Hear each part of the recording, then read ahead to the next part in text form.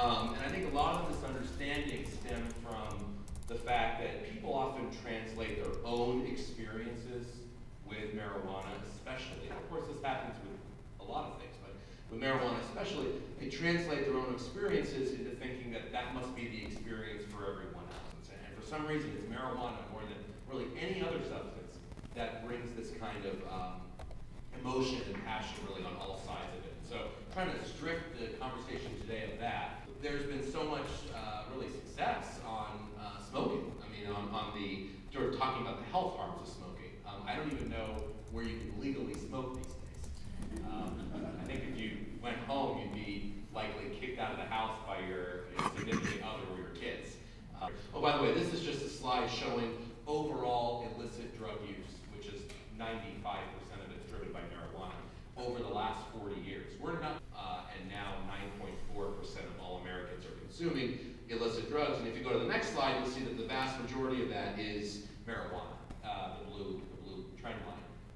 But prescription drugs, even though we've had more deaths and actually more emergency room admissions and treatment admissions for prescription opiate addiction, the actual use rates are relatively flat over the last 10 years, which is interesting.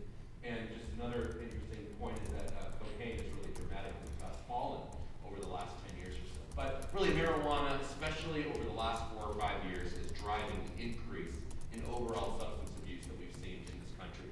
Let me go to the next slide. And of course, when we look at where alcohol, marijuana, and tobacco are, I think it's very interesting among young people. So this is actually regular use among 12th graders. And around 2008, we had something happen that hadn't happened since the mid-1970s. It happened, that's the last time it happened. And that was a crossover between cigarettes and marijuana for 12th graders. And now, in this country, we have more 12th graders consuming marijuana than cigarettes. And I do think that's interesting to think about when we think about what the implications are for marijuana use for the adolescent brain versus cigarettes. And I really dislike the conversation comparing one substance to another. I mean, the idea of what's worse, alcohol, cigarettes, marijuana, this or that, it's sort of like saying what's worse, jumping out of a 3-story building, a 7-story building, or a 10-story building. Well, they're all things you don't want to do.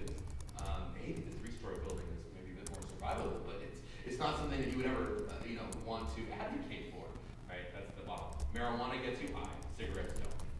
So cigarettes are more addictive than heroin, by the way, but they don't produce that psychoactivity, that high that marijuana produces. But it is very different than going to school smoking cigarettes. Now, we wouldn't tell kids that they should go to school and smoke cigarettes, but the effects of that are going to be found much later than they would that day when that kid is, right after that kid has smoked a cigarette. So when I see a statistic like that, I just think that needs to give us pause. We want to see reductions in all of those substances, not a substitution here that we might be seeing with marijuana and cigarettes. Next slide.